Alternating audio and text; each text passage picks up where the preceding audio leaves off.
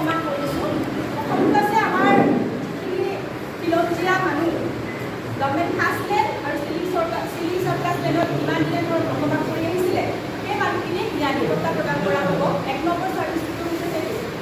তাৰপিছত ছেকেণ্ডটো হৈছে আমাৰ পিজিআৰ বা পিজিআৰ ভিলেজ মেডিকেল ৰিজাৰ্ভ আৰু প্ৰফেচনেল মেডিকেল ৰিজাৰ্ভ, যিটো আপোনালোকে জানে যিখিনি আমাৰ যোগ্য হ'ব, সেইটো কাৰণে ইলিজিবল হ'ব লাগিব। ইলিজিবল ৱৰ্ডটো দিয়া আছে তাতে।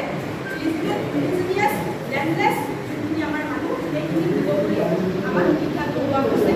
আৰু এই ক্ষেত্ৰত আমাৰ ৰিজাৰ্ভৰ ক্ষেত্ৰত আমাৰ সুপ্ৰিম কোৰ্টৰ এটা গাইডলাইন দিছে, যিটো আমাৰ 5% ৰিজাৰ্ভ ৰাখিব লাগে, মানে ৰিজাৰ্ভ নিশ্চিত কৰিব লাগে। এতিয়া ধৰক আমি ৰিজাৰ্ভ মানি এনে এলটমেণ্ট দিব নোৱাৰোঁ।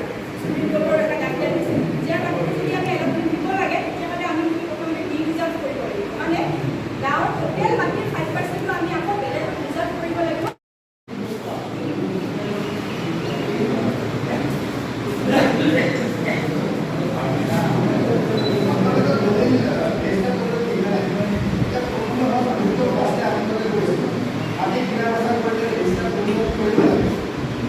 আমি